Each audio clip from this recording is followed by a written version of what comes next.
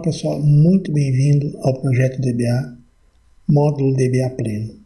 A gente vai fazer uma breve apresentação do que é o treinamento, de como que vai funcionar, para que você possa entender como que vai ser o nosso curso, como que vão ser as nossas aulas. Bom, primeiro, para quem não me conhece ainda, fazendo uma apresentação, eu sou o Raul, instrutor de TI de 97 a 2001, trabalhei no Senai em Cascavel. Trabalho com Oracle desde 1999, sendo como DBA desde 2005. Instrutor oficial da Oracle desde 2011, dando treinamentos nas diversas áreas, treinamentos em company, treinamentos para alunos, enfim, diversos treinamentos oficiais Oracle. E depois disso eu resolvi criar o projeto DBA, analisando tantas falhas, tantas faltas que eu via na forma de repente ensinar, na forma de trabalhar, então eu resolvi montar um projeto DBA para isso. Eu tenho diversos projetos na área de banco de dados e minha especialidade, eu me considero a minha maior especialidade é trabalhar com performance e alta disponibilidade, e como eu sempre falo, eu sou uma pessoa apaixonada por ensinar, por poder ajudar você a alcançar um bom grau de senioridade, um bom grau de conhecimento. Bom, sobre o nosso curso, ele vai ser inteiramente ministrado, como você já sabe, como já foi falado, através da internet, sendo em aulas gravadas, áudio, PDF, dependendo do conteúdo, a gente vai disponibilizando algumas formas que forem mais interessantes, que eu achar mais interessante para que vocês possam aprender para ter um bom rendimento.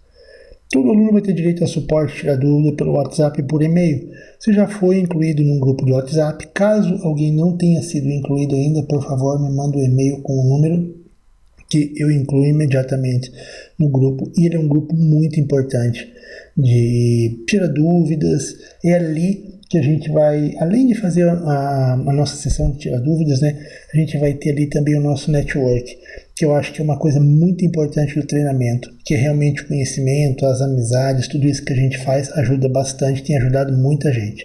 E no final do treinamento vai ter certificado de conclusão e a certeza, o que eu sempre falo, de ter aprendido.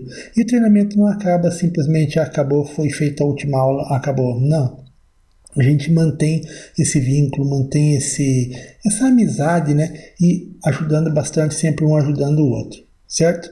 Bom, o nosso curso DBA Pleno, então, ele é dando continuidade ao treinamento do DBA Júnior do nosso projeto. Agora a gente vai trabalhar um pouco mais a fundo as tarefas que a gente trabalha no dia a dia da administração do banco de dados, enfim. Ser um DBA pleno, na minha visão e na visão do projeto, é sair da condição de muitas vezes apenas um DBA que observa o dia a dia para um DBA que realmente faz. Ou seja, deixa de ser aquela situação de só observar o que os mais experientes fazem, fazer só algumas tarefas mais simples, mas realmente colocar a mão na massa, assumindo responsabilidade e dando conta do recado. Eu acredito sempre que a diferença entre o DBA pleno e o DBA sênior não chega a ser treinamento, mas sim a experiência do dia a dia, ou seja, a prática do dia a dia. Por isso que a gente fez o curso de DBA Júnior, o módulo DBA Júnior, agora estamos avançando para o módulo DBA Pleno, e com isso a gente vai adquirir aquele conhecimento para, com certeza, com o dia a dia, se tornar um DBA sênior. Bom, o conteúdo programado, o conteúdo programático do nosso curso. Eu sempre gosto de citar a ideia de conteúdo programado. Programado porque a gente pode, durante o treinamento, achar interessante acrescentar alguns itens, modificar algumas coisas. É claro, sempre em comum acordo com os alunos. Bom, o que a gente vai trabalhar, a modalidade que a gente vai trabalhar no nosso DBA Pleno, tem alguns itens que a gente vai seguir que com certeza vocês vão aprender. Instalando o Oracle Grid, reconhecendo a ASM, criando o ambiente virtual para a ASM, instalando o database Oracle com a ASM, técnicas de backup, agora técnicas de backup mais apuradas do que a gente já viu no nível 1, do que a gente já viu no nosso primeiro curso, ou seja, no curso de DBA Júnior. Criando scripts de backup com Oracle e utilizando o catálogo para armazenamento desses scripts. Atualização da versão em ambiente grid da 11.2.03 ou 04 para 12.1.02. Aplicando patch no Oracle, alterando datafile de ASM, datafile para ASM e de ASM para datafile, ou seja, modificando de data file, foi o que a gente viu até agora no curso Júnior, e passando para ASM, que é uma nova forma de storage, do Oracle. Como eu comentei, o curso é ministrado na versão 11 e 12 do Oracle Database. Recuperação ainda de ambiente ASM, comandos dentro do ASM, duplicando o banco de dados, trabalhando com duplicação de banco de dados, uma tarefa assim bem comum no dia a dia do DBA, não do Júnior, né, mas do DBA, de fazer um clone, criar uma cópia do banco de dados. Gerenciando segurança, trabalhando com segurança, a gente viu um pouco no DBA Júnior e com certeza temos que continuar porque segurança é um assunto que nunca deve ser deixado de lado. Trabalhando com Jobs Scheduler para efetuar tarefas de manutenção em ambiente, colocando tarefas de manutenção agendadas na crontab do sistema operacional para que seja startado isso automaticamente via SO, via sistema operacional, e eu coloco aqui muito mais definido durante o curso. Esse curso tem uma novidade para a primeira turma, que as últimas 3 aulas serão de assuntos pertinentes ao grau de formação do DBA pleno, claro, elegíveis pelos alunos durante o curso. Então, se o aluno tiver, os alunos vão sugerir, e dentro das sugestões que sejam dentro do plano, né, dentro do grau de formação do DBA pleno, a gente vai acrescentar nessas 3 últimas aulas, ou seja, o aluno vai ajudar a fazer essas 3 últimas aulas para os alunos da primeira turma, certo? Então, curso ministrado nas versões 11 e 12 do Oracle Database, e é isso que a gente tinha. Contatos para tirar dúvida, pode ser através do meu e-mail, raul@raoldba.com.br, ou através do grupo de WhatsApp, como eu já comentei. Também temos um grupo fechado no Facebook, caso alguém tenha interesse de participar, embora com certeza a maior fonte de tirar dúvidas, maior fonte do network nosso realmente tem sido o grupo de WhatsApp. Mas também quem tiver interesse no Facebook, me avisa que eu adiciono no grupo e vocês vão fazer parte desse grupo também. Certo, gente? Então, essa é a nossa apresentação, esse é como o nosso curso vai funcionar. Mas a gente vai parar um pouco de falar a respeito disso, fazer a apresentação, e vamos começar com a nossa aula mesmo, vamos começar a trabalhar o nosso banco de dados. Bom, nessa nossa primeira aula, então, a gente vai relembrar alguns conceitos de banco de dados, conceitos necessários para que a gente possa realmente dar andamento ao nosso treinamento. Quem já fez o módulo 1 vai relembrar, como eu falei, o conhecimento nunca é demais. Sempre que você ouve alguma coisa pela segunda vez, você lembra, você armazena coisas que você talvez não tinha percebido lá no começo, que você não tinha percebido na primeira vez, certo? Então, vamos relembrar alguns conceitos. Para quem não fez o módulo 1, vai ser muito legal para relembrar do dia a dia, enfim, de quando aprendeu essa situação. Bom, primeira coisa, qual a função de um banco de dados? A gente sabe, até mesmo as pessoas que de repente não têm nenhum conhecimento de TI, não têm nenhum conhecimento de banco de dados, nem de informática, sabe que guardar informação é muito importante e necessário. Um exemplo, um clube, cliente de determinada instituição bancária, o nosso próprio CPF mesmo, né, os nossos documentos, enfim, fazem parte de um cadastro, e esse cadastro obrigatoriamente tem que ser armazenado para futuras consultas, né, para posteriores consultas. Bom, isso nada mais é do que um banco de dados. No mercado hoje existem diversas tecnologias para isso, ou seja, existem diversos programas de banco de dados.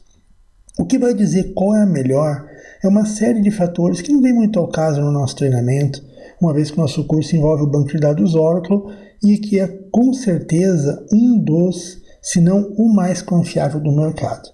Talvez eu seja pessoa suspeita para dizer isso, mas como eu já trabalhei com outros bancos de dados, eu já trabalhei em projetos envolvendo outros bancos de dados, eu posso dizer para vocês com certeza que vocês realmente estão trabalhando com a melhor tecnologia, com o melhor que a gente tem no mercado hoje. Tecnologia de banco de dados, as mais utilizadas fora o Oracle, tem ainda MySQL, SQL Server, tem outras diversas que a gente poderia comentar aqui, mas o foco principal, né, o nosso trabalho vai estar nesse carinha aqui, que é o nosso Oracle Database, nosso banco de dados Oracle. Banco de dados, então, nada mais é do que um local onde se guardam informações diversas. Quais informações, na verdade, nesse momento não interessam para a gente. O importante é que elas têm alguns itens muito necessários até para a nossa aplicação, necessários para o dia a dia, que sejam permanentes, que sejam acessíveis rapidamente, ou seja, que se tenha performance em capturar, em receber essas informações de novo, em trazer essas informações para a tela, que se tenha segurança da informação, ou seja, que se mantenha a confidencialidade delas e que o acesso seja fácil. Veja bem, começamos a verificar alguns conceitos importantes, alguns conceitos interessantes sobre o banco de dados. Desses conceitos, a gente vai surgir algo que é praticamente universal quando o assunto é banco de dados, independente da tecnologia que está sendo utilizada. Eu estou falando em um conceito bem interessante que, embora eu já tenha dado diversos treinamentos Oracle, pouco se fala exatamente nela, que é a teoria ACID, ou seja, ACID, onde isso nada mais é do que uma forma bem simples de eu guardar 4 características muito importantes do banco de dados. A de atomicidade, ou seja, um conjunto de transações que seja efetuado deve ser feito por completo. Não haverá uma transação feita de forma parcial. Ou a transação é feita por completo, ou essa transação não vai ser feita. Ou seja, ou completo ou nada. Consistência, mantenha a consistência dos dados. Os dados se mantêm de forma coerente. Consistência é a coerência dos dados dentro do banco. Ainda, um sistema de gerenciamento de banco de dados precisa manter o isolamento.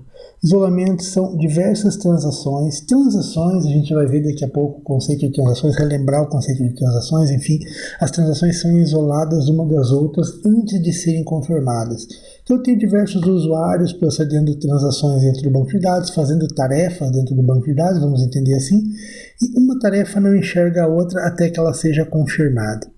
E durabilidade, que é, após ser confirmada qualquer alteração feita numa transação, ela vai permanecer de forma permanente ou até que alguém novamente altere ela. É claro, né? Ela permanece até que novamente alguém altere ela novamente. Continuando então, a evolução, falando um pouco a respeito da evolução do nosso Oracle Database. Bom, eu vou partir da evolução desde o Oracle 8i, que é aquele que a gente mais ainda acredita e ainda tem algumas versões no mercado, muito pouco, não tem mais suporte Oracle, mas muitas vezes nós como DBA ainda temos que dar uma quebrada de galho nelas. Como a maioria do software de mercado, o Oracle evoluiu muito desde sua criação em 1978 pelo Larry Ellison, que é o presidente da empresa até hoje. Das versões que a gente vai comentar aqui, claro, simplesmente por uma questão ilustrativa, eu tinha as versões 8i e 9i, depois a versão 10G, 11G e 12C. Eu comecei a trabalhar com Oracle desde a versão 7, a gente já está na versão 12 hoje, e foram aí uma longa caminhada, né, um longo tempo de experiência, um longo tempo trabalhando com banco de dados Oracle. Bom, comentando ainda um pouco, por curiosidade, o que vinha a ser as extras I, G e C. I começou com a versão 8i, quando ela teve algumas peculiaridades, algumas features voltadas para a internet, voltadas para a configuração de banco através da internet, para a conexão de banco através da internet, algumas liberações interessantes a partir daí, com o advento da internet, na época quando a internet realmente deslanchou, porque o Oracle, para muitos, parece uma coisa nova, mas não é. Ele tem desde a época que a internet ainda era algo assim para poucos, tá? Mas com as versões I, tanto na 8i quanto na 9i, ele trouxe algumas features, algumas novidades voltadas para a internet. Na versão na versão 10, que vem a 10 e a 11, eles vieram com a letra G. G é de grid. Grid é algo que me permite, através de um sistema gerenciador do Oracle Enterprise, você gerenciar não só o seu banco de dados, mas também camadas de sistema operacional, camadas de storage e algumas aplicações também. Oracle e não Oracle. Para muitos, Oracle é sinônimo de banco de dados, mas não é só isso. Oracle tem soluções ERP, tem diversas soluções que podem sim ser gerenciadas através de um grid. podem ser cuidadas por um DBA ou por um ATG através do grid. Então é algo bem interessante, por isso que a Oracle surgiu, começou com uma nova feature, com uma novidade, isso a partir da versão 10, continuou na 11 e na 12 veio uma expansão de tudo isso que é trazendo para a nuvem, por isso que é C de Cloud. Hoje, na versão 12, a Oracle vende diversos projetos onde toda a infraestrutura, todo o banco, todos os dados ficam armazenados na nuvem e a empresa tem acesso através dela, através da internet, 100% internet. É algo interessante porque ele sempre vem progredindo, né? A linha do progresso é interessante porque ela vem do 8 e 9i, que teve algumas coisas para a internet, depois o grid, que você, através da internet mesmo, você conseguiria controlar mais aplicações, e agora eu posso levar todas essas aplicações para a nuvem e controlar tudo de lá através de um cloud. Então essa é a ideia do C de Cloud do Oracle. Tá, essa é mais uma explicação assim, porque eu já vi alguns DBAs às vezes ficarem assim na dúvida por que o I, o G e o C. Então essa é a ideia, essa é a linha de evolução da Oracle. Bom, um assunto bem interessante, bem pertinente para esse começo de treinamento, que gera muita dúvida no DBA no dia a dia. Eu vou dizer para vocês assim, um pouco da minha ideia pessoal, um pouco da ideia de mercado, do que eu vejo hoje em dia. O que é atribuição do DBA pleno? Eu coloquei isso também no DBA Júnior, quem fez o curso DBA Júnior lembra que também foi colocada essa pergunta, e é interessante que essa pergunta eu sempre gosto de responder ela com uma afirmação, depende. Da mesma forma como eu fiz no curso DBA Júnior, eu digo depende pelo seguinte: depende muito da empresa onde está trabalhando, depende da forma como aquele DBA vai se comportar no dia a dia. Então, o cargo de DBA, de uma forma assim bem sucinta, de uma forma como eu vejo hoje, desde muito tempo, ele tem realmente uma divisão bem certinha, uma divisão quase silábica de tarefas feitas de acordo com o conhecimento. Quanto maior o conhecimento, maior o avanço no nível de senioridade. Ok, é realmente dessa forma como funciona, não só com DBAs, mas com diversos outros níveis, principalmente dentro da TI, que gosta de ter essa divisão de júnior, pleno e sênior. Mas depois de tantos anos de estrada, depois de tantos treinamentos ministrados, depois de ter um gerenciamento, depois de ter gerenciado, depois de ter participado de diversas equipes de DBAs, gerenciando a equipe, fazendo parte da equipe, eu digo que a diferença ideal entre o DBA pleno e o DBA sênior é que o pleno sabe fazer, mas ainda não tem segurança, ou ainda a própria empresa talvez não tenha segurança de deixar ele fazer sozinho, enquanto que o sênior é o cara que vai lá e faz. Normalmente o sênior é aquele que o DBA pleno, se não está, deveria estar sempre junto, deve estar sempre, como eu falo, na cola dele para aprender, para poder ver como se faz, e aos poucos, se você tem um bom DBA sênior contigo, ele vai liberando para você algumas coisas para você fazer, vai te passando algumas coisas assim, e com isso você adquire senioridade. Por esse motivo que eu respondo uma pergunta dizendo que a diferença entre o pleno e sênior para mim é a prática, o dia a dia e nada mais. Então, é correto eu dizer que a grande parte do estudo, ou melhor, o maior volume de estudo, é quando você está entre o júnior e o sênior, ou seja, é o pleno. Então, esse é o maior momento de estudo, esse é aquele momento onde a gente deve realmente procurar sugar o máximo de conhecimento, aprender o máximo que puder, para realmente conseguir caminhar bem no dia a dia e atingir o nível de senioridade que, claro, todo mundo quer, né? Esse estudo, eu sempre comento com o pessoal, comento com os alunos, que é algo que não vai parar nunca. Embora o grande intuito do treinamento, né, a grande ideia de se montar o projeto DBA, lá atrás, quando eu criei o projeto, porque os primeiros treinamentos do projeto DBA começaram no segundo semestre de 2016, porém a ideia, a idealização dele é de muito tempo, é desde sala de aula, quando eu sentia as dificuldades dos alunos e via como eles ficavam até certo ponto perdidos quando terminavam o treinamento, aquele algo mais. Então a minha ideia foi, além de ensinar, me manter aprendendo. Parece estranho, mas toda vez que você ensina alguma coisa, você passa um conteúdo e você reaprende aquele conteúdo que você passou. Porque nunca, por isso que eu falei, quem já fez o treinamento de DBA Júnior é muito interessante que não pule nenhuma etapa do pleno que pareça parecida com a do Júnior, porque na verdade ele nunca é, porque não existe regravação, pegar as mesmas aulas e jogar, é tudo feito um material novo e cada vez que se fala de uma forma e se torna mais fácil a assimilação. Então é muito interessante saber disso e eu gosto de deixar claro para o pessoal o seguinte, eu sempre vou falar isso, quem me conhece, quem já foi aluno meu presencial sabe, que nunca o estudo vai estar completo. Isso é fato, nunca vai estar completo. Engana-se quem acha que o término de qualquer curso, você nunca mais vai precisar estudar ou aprender mais nada a respeito disso. Eu falo sempre que o aprendizado é constante e o conhecimento é infinito. E sempre vai ser dessa forma. Então você vai estar sempre aprendendo e o conhecimento nunca vai ter fim. Bom, a gente já conversou, já falamos bastante, já comentei alguns conceitos, mas a gente vai ver agora, relembrar alguns conceitos dessa ferramenta do Oracle Database.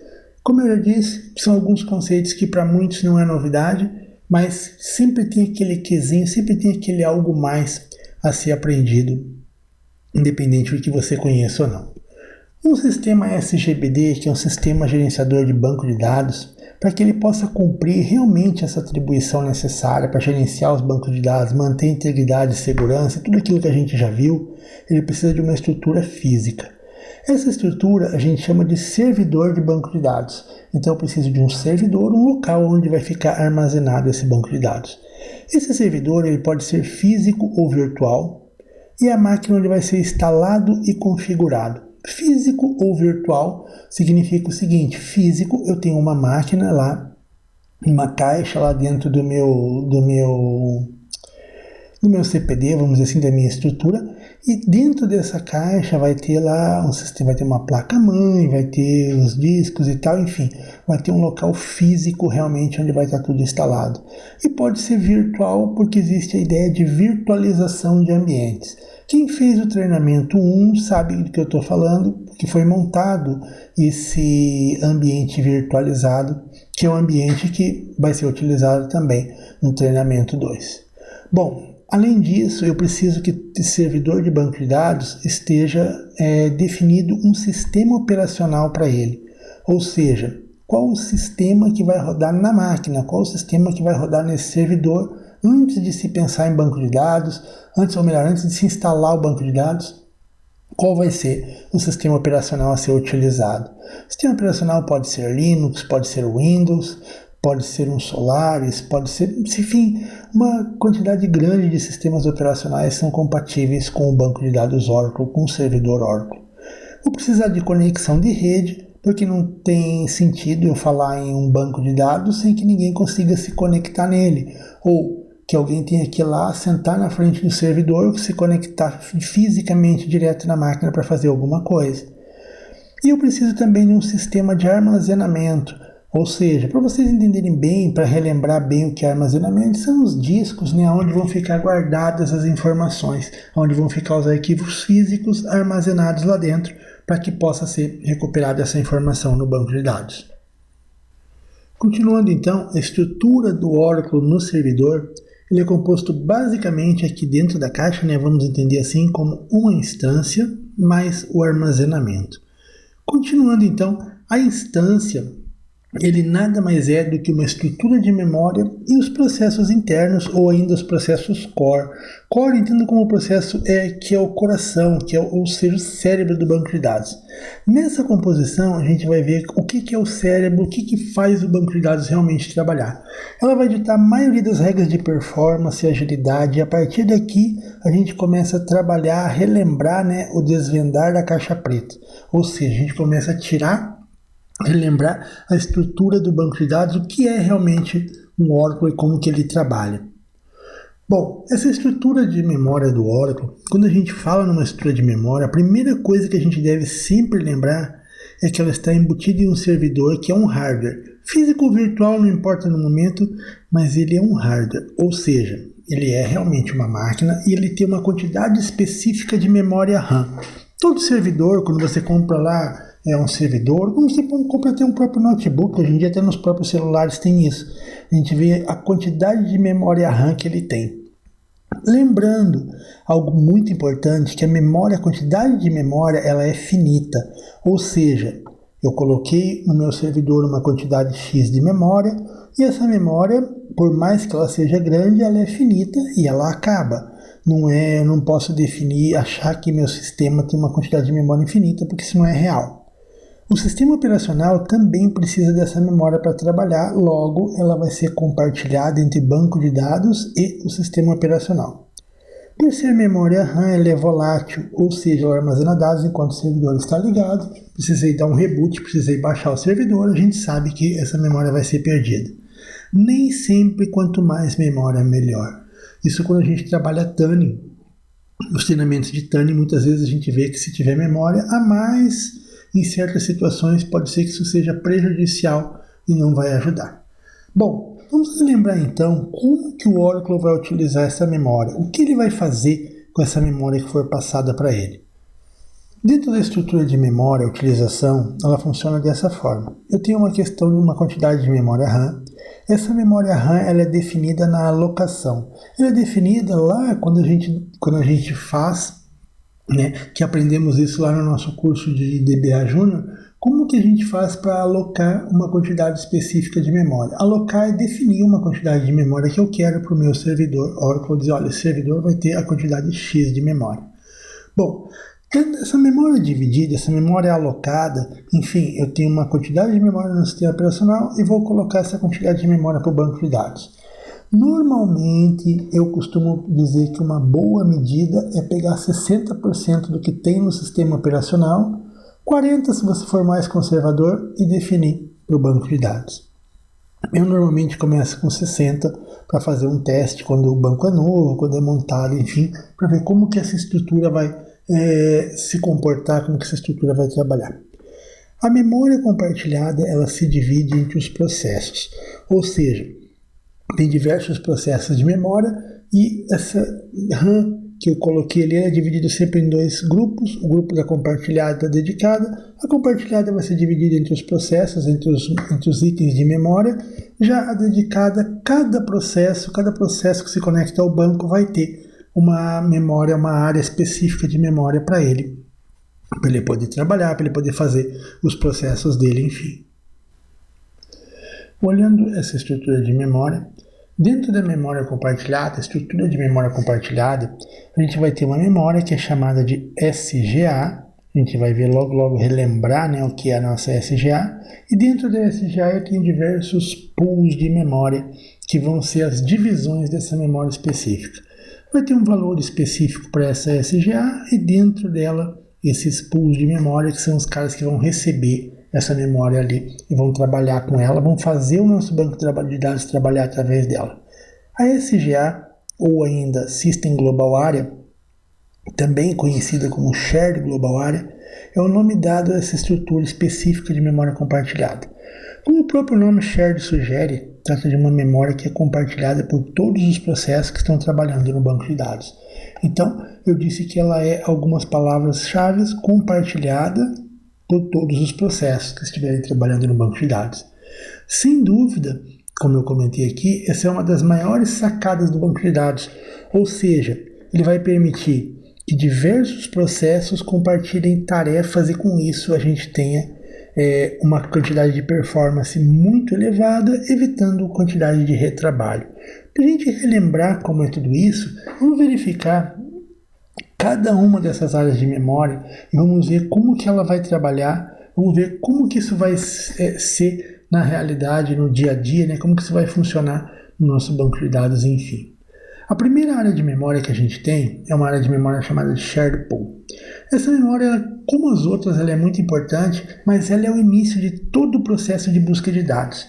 Na verdade, quando o sistema de banco de dados vai fazer alguma pergunta, ou seja, quando uma aplicação, um cliente, um usuário, ele precisa recuperar uma informação do banco de dados. Vamos pegar aquele exemplo que eu citei lá de um clube, onde eu preciso ver, alguém chegou na portaria do clube, entregou a carteirinha, a pessoa que está ali precisa ver se realmente ele é sócio daquele clube para poder deixar ele entrar. Quando isso ocorre, ele vai pegar num sistema, vai digitar um código, enfim, vai passar uma carteirinha e isso vai buscar no banco de dados essa informação, certo? Ok. No nosso caso, para o usuário leigo, enfim, ele sabe que ele digitou um número ou passou uma carteirinha e trouxe uma resposta. Porém, o banco de dados que está fazendo por trás disso é o quê? Ele tem uma query, um SQL, e vai estar mandando essa query para o banco de dados para que se possa trazer essa informação de volta. Ok, porém para que tudo isso ocorra da forma realmente como deve ser feita, né, para que a gente espere em todos os processos envolvidos, tudo começa na shared pool. Como eu acabei de comentar, tudo começa na shared pool. Sempre que uma transação ou uma requisição é enviada para o banco de dados, ou seja, no nosso caso, quando um select é solicitado, quem recebe essa informação é a shared pool. É feita uma conexão, uma vez existindo a conexão, ele faz. Quem recebe aquele select, quem recebe a pergunta, vamos dizer assim, é o shared pool. Lá vai ocorrer uma fase muito importante, que ela é bem estudada no processo de tuning, que é a fase chamada de parse. Nessa fase, basicamente o que acontece é o seguinte: recebe a SQL, verifica a sintaxe, existência do objeto solicitado, permissão para acessar.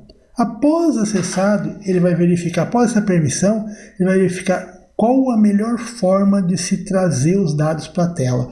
Lembra o exemplo que eu acabei de citar, lá da portaria do prédio, lá da portaria do clube? Enfim, qual a melhor forma para trazer esses dados na tela? Veja a velocidade que o Oracle faz isso, porque ele digitou a senha, digitou o código, automaticamente está lá a informação.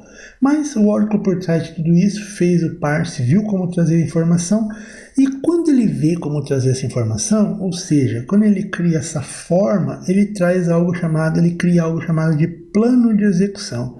Agora sim, vem uma das atribuições mais importantes das nossas áreas de memória, que dentro da shared pool ainda, além de fazer tudo isso, ele vai fazer algo que é armazenar esse plano. É como se fosse realmente uma receita de bolo, onde ele diz, bom, toda vez que for feito esse select, ou toda vez que precisar trazer esses dados, eu vou proceder dessa forma, eu vou olhar a tabela assim, eu vou ver o tamanho da tabela e tal, eu vou trazer essa informação. E esses dados, eles ficam armazenados dentro da shared pool. Essa shared pool ainda é dividida em library cache e data dictionary cache. Quando eu trago o plano de execução, o plano de execução vai ficar basicamente armazenado dentro da library cache. Outra função muito importante desse pool de memória, ou seja, da shared pool, os pools de memória, os itens de memória são chamados de pools. Então, outra ideia importante dela, né, outra função importante, é armazenar o dicionário de dados.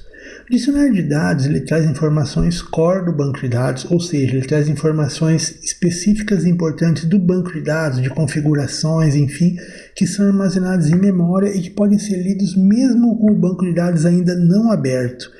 Muito importante isso em algumas situações de manutenção. A gente vai ver algumas situações específicas de manutenção do banco de dados, onde eu preciso acessar essas informações e o banco ainda não está aberto. Então, a nossa shared pool, ela é basicamente subdividida em library cache e data dictionary cache, que vai trazer as informações dos dicionários de dados. Isso relembrando, né, para que a gente possa trazer novamente o banco de dados Oracle à tona para nós. Embora alguns alunos muitas vezes trabalhem dia a dia com isso, não negligenciem o assunto. Prestem bastante atenção, que isso pode ser muito útil. Relembrar isso é muito útil. Bom, outra parte da memória da minha SGA é o Database Buffer Cache. O Database Buffer Cache é, como diz um próprio buffer, né? Um local de memória, ou seja, um local onde armazena a memória e também é compartilhado. O legal de compartilhado é isso. Tanto a shared pool, que a gente viu agora há pouco, quanto o Database Buffer Cache, todos eles são compartilhados. Sim, compartilhado. Vamos voltar ao exemplo da portaria. Tinha o porteiro João lá, que entrou com a senha dele e pegou a informação. O João saiu, entrou a Maria. O que acontece? Ela digitou a senha dela, ela também vai ter acesso às configurações, permitem que, como é uma área compartilhada, então qualquer um que vai fazer aquele select específico, desde que ele tenha poderes para isso, né, vamos dizer assim, ele vai pegar o mesmo plano de execução. Essa é aquilo que eu comentei lá atrás, que é a sacada do Oracle. Então, fazer com que as conexões consigam compartilhar essas informações e que isso seja muito mais rápido. Isso é bastante trabalhado na questão de performance.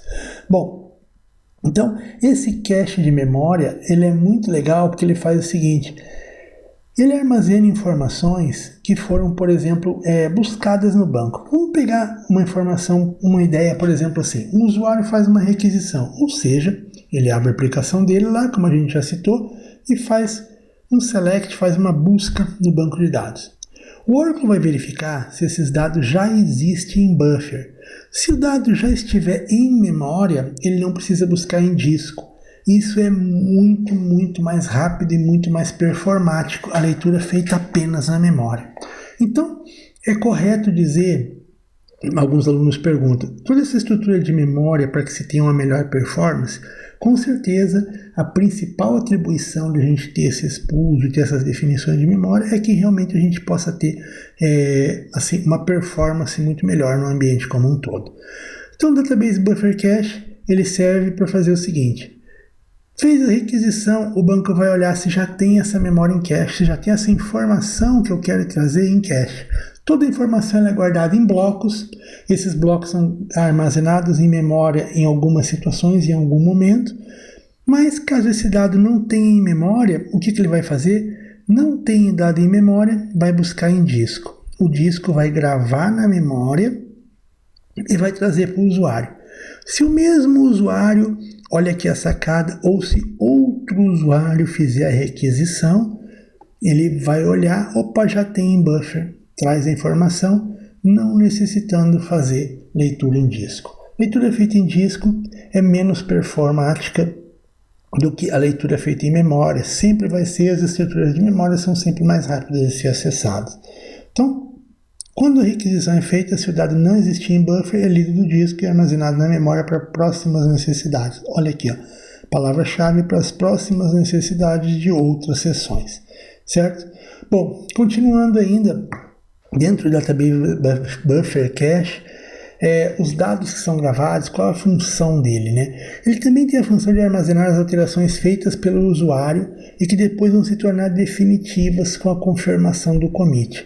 Então a gente vai ver esse processo mais adiante, mas sabendo que esse Database Buffer Cache ele também tem a função de gravar as alterações, relembrando, né, que ele faz as DML, que é o Database Manipulation Language, onde ele faz, por exemplo, um update, onde ele faz informações de alteração de dados, ele guarda o bloco alterado, para que em certo momento ele seja inserido em disco. Esse é o processo como o banco trabalha. Outro buffer muito importante também para a gente relembrar é o Redulog Buffer. Juntamente com os demais buffers, né, a ideia importante dele é o próprio nome. Muitas vezes eu já vi DBAs experientes não terem se atido a essa informação. Um buffer de Redulog. Redu significa refazer. No inglês, né, Redulog. Então, refazer. Ou seja, ele nos diz como refazer algumas tarefas específicas do banco, caso seja necessário. Vamos relembrar como é que ele funciona? Imagine que uma alteração seja feita em algum dado, por exemplo, um update. Eu preciso fazer uma alteração num dado, vou lá e faço um update. Essa alteração vai ser processada nos blocos que formam o buffer, como a gente já viu lá dentro do Buffer Cache. Bom, o Redulog vai ter guardado a informação de como refazer, ou seja, caso eu precise refazer aquele update, caso o banco caia no momento, como que eu vou refazer, reconstruir aquela situação. Mais tarde a gente vai ver como os Redulogs, por questão de proteção, também são gravados para arquivo físico, que é esse processo aqui, ó, onde eu pego os buffers de Redulog, ou seja, aqui eu estou trabalhando memória e vou gravar para cá, que eu estou falando em disco. Vou fazer essa gravação para um local que realmente é de disco. Dessa forma como ele vai funcionar, dessa forma como ele vai trabalhar. Eu tenho outro pool de memória também, todos eles são importantes. O Large Pool é uma porção da SGA que tem a função de agilizar processos que utilizam bastante processamento. Ou seja, ele vai agilizar aqueles processos mais pesados, aqueles processos onde o nível de I/O, o nível de transações é grande. Um exemplo, operações de backup e de restore, de se fazer um backup do banco, de se restaurar um backup de banco, operações trabalhando com níveis de paralelismo, onde eu tenho que juntar funções, juntar sessões em paralelo para fazer uma determinada transação, fazer um determinado select, enfim, algumas coisas assim que ocupem bastante área de memória, a Large Pool vai ser utilizada para isso. Uma dica interessante que eu sempre comento, se a Large Pool for mal dimensionada, a gente pode ter problema, porque mesmo que ele for fazer uma operação dessa, ele não vai deixar de fazer porque a Large Pool não é grande o suficiente, mas o que ele vai fazer é vai ocupar espaço dentro da Share Pool para isso. Se a gente tiver uma Share Pool muito grande, vão ser gravados menos planos de execução, e com isso o que vai acontecer? Toda vez que bater uma query lá, ele vai ter que fazer, por exemplo, um parse maior, vai ter que fazer o que a gente chama de hard parse, mas enfim, isso é assunto para um curso de Tânio. Bom, continuando ainda, só que para a questão da gente relembrar mesmo, né? Então, a estrutura de memória que a gente viu até agora é a estrutura de memória compartilhada, onde ela é compartilhada por todos os processos dentro do banco de dados, ou seja, por todas as transações dentro do banco de dados. Porém, eu tenho uma estrutura de memória que é chamada de dedicada, que é também conhecida como PGA ou Program Global Area. É uma área de memória que é dedicada exclusivamente a cada processo criado no servidor, ou seja, ela é única em cada sessão. Mas o que era sessão mesmo? Lembram o que é definido, o que é uma sessão dentro do banco de dados? O que vem a ser uma sessão? Bom, relembrando, quando o usuário precisa recuperar uma informação do banco de dados, ou seja, que ele precisa trazer uma informação, ele faz através de uma solicitação de conexão. Essa conexão é feita via rede, utilizando normalmente um cliente do Oracle, ou seja, nessa parte aqui, onde está o usuário, aqui ele vai ter um cliente do Oracle instalado que vai permitir a conexão com o banco. Quem recebe essa conexão, o objeto que recebe essa conexão, ou seja, a ferramenta que o Oracle utiliza, é algo chamado de listener. Eu coloquei aqui esse exemplo, um fonezinho de ouvido, para demonstrar bem o que ele é. Ele é um listener, um cara que fica ouvindo as tentativas de conexão. Caso essa conexão seja aprovada, automaticamente é criada uma sessão no banco de dados com uma PGA específica para ela e o listener se afasta e não tem mais nada a ver com esse processo.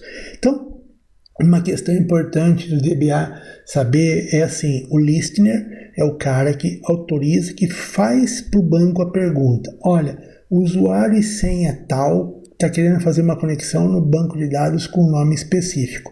Primeiro, servidor, esse banco existe? Existe. Opa, legal. Se o banco existe e se o usuário e senha estão corretos? Estão. Fazemos a conexão? Fazemos a conexão.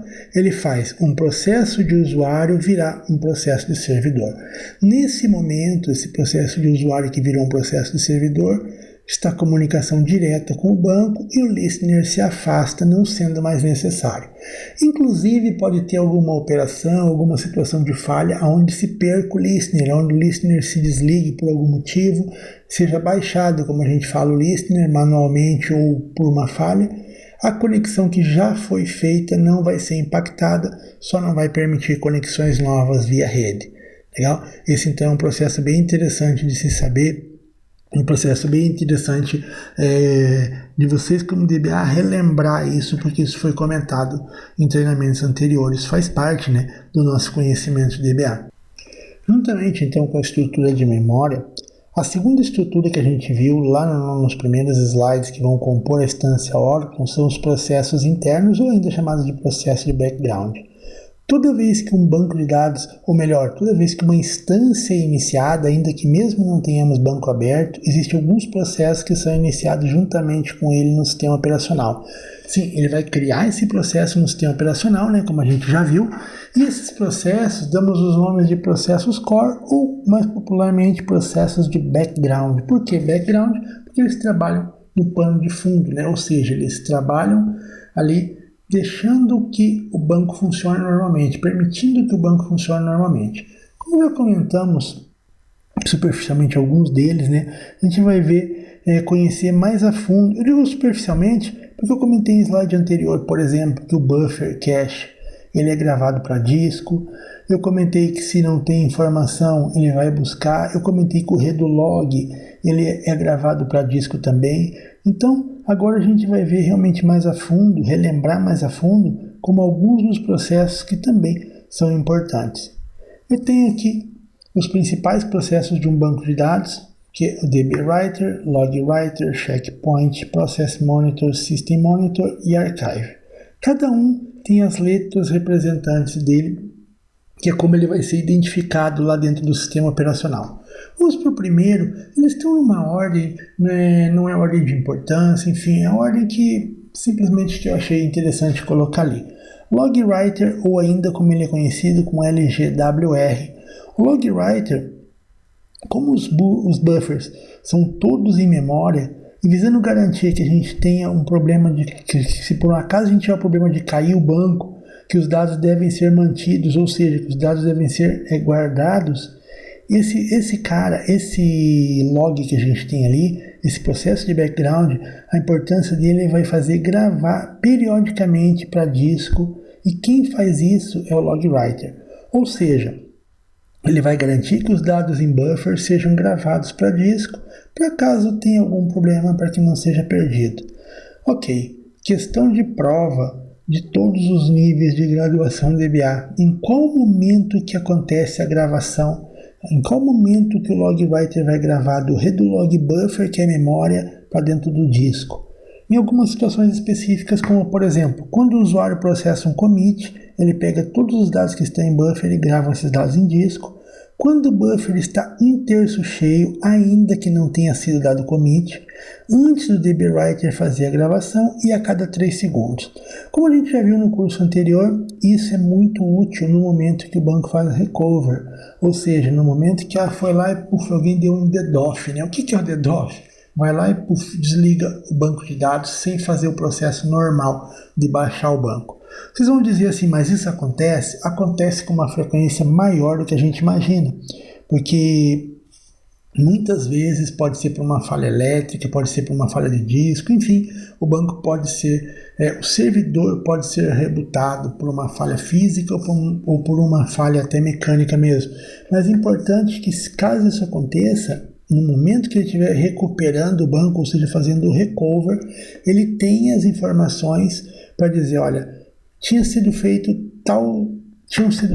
tais alterações, inserções, enfim, deleções dentro do banco. Quais tinham sido concluídas com um commit e quais não? Ele vai voltar todas e durante o recover ele vai ver o que já tinha sido feito o commit. Ele grava o que grava para disco final, né? Vamos dizer assim, grava lá no nosso data file, no arquivo de dados, e o que não tinha sido feito commit, ele joga fora. Enfim, não vai ser mais necessário. Mas a gravação do LogWriter no Oracle é de suma importância para que você tenha um gerenciamento correto, para que sua base tenha segurança correta, que as informações vão ser gravadas mesmo caso tenha algum problema. A gravação do LogWriter é feita em arquivo físico. A gente denomina esses arquivos de redolog online. Esses arquivos têm um tamanho fixo específico, que normalmente eu defino na instalação. Eu posso alterar depois futuramente, sem problema nenhum. Inclusive, existe um processo de tuning específico feito no LogWriter para você saber qual o melhor tamanho do arquivo, para evitar que eu tenha muito I/O, ou seja, para evitar que eu tenha muitos processos de gravação. A gente sabe que está gravando de memória para disco, memória para disco, memória para disco. Então, para que a gente tenha um processo de gravação que não atrapalhe, que não onere o sistema operacional como um todo. A gravação dele é um processo cíclico, onde a gente grava um arquivo, terminou o tamanho dele, vamos dizer lá que eu tenho um arquivo lá de 100 MB. Então, estou gravando no arquivo 1, terminei de gravar o arquivo 1, gravo o arquivo 2, terminei de gravar o arquivo 2, gravo o arquivo 3, terminei de gravar o arquivo 3, volto a gravar o arquivo 1 de novo. Vocês vejam que ele é cíclico e ele vai passando para o próximo, ele continua nesse círculo, ele continua nesse processo de gravação até sempre. Ou seja, toda vez que ele precisa gravar, o arquivo acabou, ele passa para o próximo. Assim, cada vez que um arquivo é solicitado para ser gravado nele, o mesmo será limpo para receber novos dados. Ou seja, passei do 1 para o 2, o 2 tem que estar limpo para receber informações. Passei do 2 para o 3, o 3 tem que estar limpo para receber informações, e é assim que ele trabalha. O Redolog Buffer, que vai trazer informações de como refazer, vai fazer essa gravação do buffer de memória para dentro do disco. Outro processo muito importante é o processo de archiver, o ARC-N. Bom, como a gente falou, a gravação do log writer é feita de forma cíclica, ou seja, cada vez que ele faz, cada vez que o read log é chamado, que faz a gravação, que terminou a quantidade de espaço de um disco e passa para o próximo, quando ele volta para cá, esse cara tem que estar limpo. Mas pode ser que eu ainda precise da informação que está aqui. Como que ele vai funcionar? Como que o Oracle procede dessa forma? Pode ser que no momento dessa alteração aqui, como isso aqui, como ele está armazenado em uma estrutura de memória, gravando para arquivo físico, pode ser que de repente em algum momento desse eu tenha perda. Para evitar que você tenha perda, vem um cara chamado processo de archiver, que é o que trabalha no banco de dados, relembrando em modo archive log, que a gente já viu o que é. Bom, quando o banco de dados está trabalhando em modo archive log, toda vez que eu faço a troca ou que eu faço o switch de um para o outro, ele grava informação em um local que é chamado de archive log, inclusive é um local que pode ser feito backup. Caso tenha problema na instância, caso caia, o que vai acontecer? Lembrando que quando eu tenho um banco em modo archive log e eu tiver que voltar um backup, deu um problema grande no banco, deu um problema grave no meu banco de dados e eu preciso voltar ao backup. O backup que eu tenho é de um dia atrás. Se eu tiver um banco em modo no archive log, ou seja, se tiver um banco de dados trabalhando sem archive log, o que vai acontecer? Bom, eu vou precisar voltar ao backup e todo mundo vai ter que imputar as informações de um dia de trabalho. A gente vai ter aí um trabalho grande para o pessoal. Porém, se eu tenho o banco de dados em modo archive log, eu consigo voltar ao backup e refazer todas as alterações que foram feitas nesse um dia através de aplicação dos archive logs, ou seja, através da aplicação daqueles arquivos que foram gravados pelo processo archiver ou o processo ARC-N. Quando vocês verem um nome de um processo de background, que você vê o N, significa que por uma questão de performance eu posso startar mais de um serviço fazendo a mesma coisa. Eu posso startar mais de um serviço gravando archive, eu posso startar mais de um serviço gravando data file, enfim. Pode ser que em algum momento eu veja que isso é útil performaticamente, isso é útil para a disponibilidade do banco. Não é o caso no momento, mas o processo de archive, sim, é o cara que vai fazer essa gravação no momento do switch. Ele pega toda essa informação que está aqui dentro e joga para dentro do disco, gravando assim os archive log. Então, relembrado isso, vamos para o próximo, que é o DB Writer, ou ainda o DBW, que também pode ser N na frente, porque eu posso ter mais de um processo, eu posso tratar mais de um serviço fazendo a mesma coisa. Lembra quando eu comentei que os blocos, quando são alterados, essa alteração é gravada, é mantida, lá em database, lá no buffer cache? Eu vou para o redolog a informação de como refazer caso seja necessário, mas esse bloco, ele é chamado de um bloco sujo, ou ainda um bloco dirty. Não se incomode com o sujo, não é algo errado, é um bloco sujo, ele significa um bloco alterado em relação ao original. Por isso que parece um termo meio pesado, mas enfim, é isso que ele quer dizer, um bloco diferente do original. Bom, toda vez que esse bloco, que o DB Writer trabalha, ou seja, toda vez que algumas situações do banco ocorrem, o que ele vai fazer? Ele vai pegar essa informação, gerada normalmente por um DML, uma inserção, deleção ou update, e vai gravar essa informação realmente no disco. Ora, quando ele faz essa gravação no disco, ele sempre vai vir acompanhado de I/O de disco. Então, ele é um processo que sempre vem acompanhado de I/O de disco e vai ocorrer depois de um processo chamado de checkpoint, que é o que a gente vai ver. Ocorre sempre após um processo de checkpoint, que é o próximo processo que a gente vai ver, é a gravação física realmente da informação. Até então estava em memória, estava alterado ali, mas essa gravação realmente física. Fiz a gravação física, posso baixar o banco, subir novamente, que sem precisar fazer recover, a informação vai estar lá. Então, ele é um processo responsável pelo avanço do checkpoint, que é o próximo processo que a gente vai ver a seguir.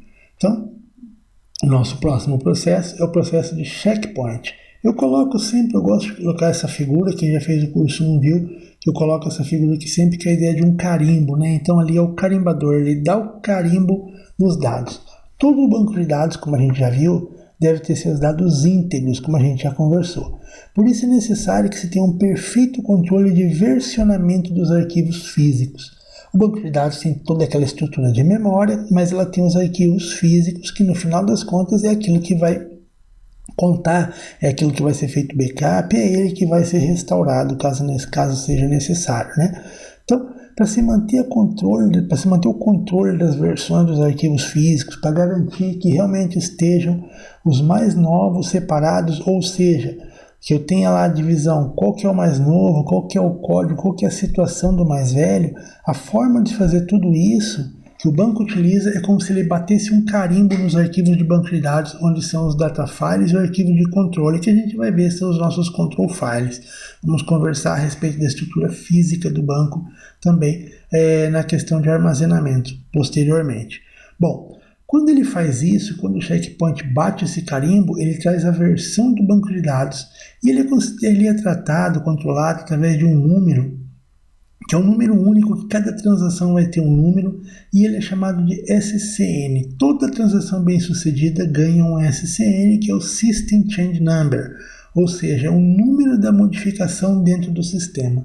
Toda modificação tem um número, e esse número vai ser mostrado, o checkpoint que vai ser responsável por bater nos arquivos físicos, o carimbinho dele, e mostrar essa informação.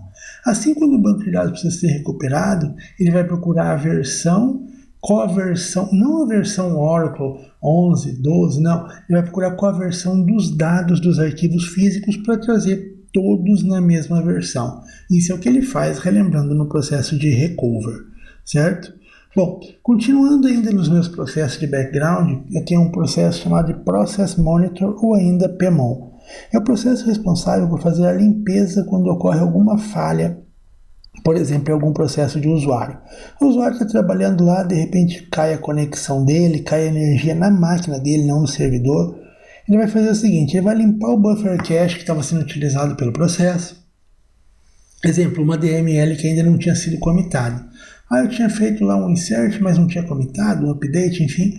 Ele vai limpar essa área do buffer que estava lá, limpa os recursos que estavam sendo utilizados pelo processo. Exemplo, a alocação de PGA, que a gente já viu, que é o Program Global Area, que é alocada por cada transação, por cada conexão, melhor, do banco de dados. Caiu a conexão, o PMON vai lá e faz essa limpeza.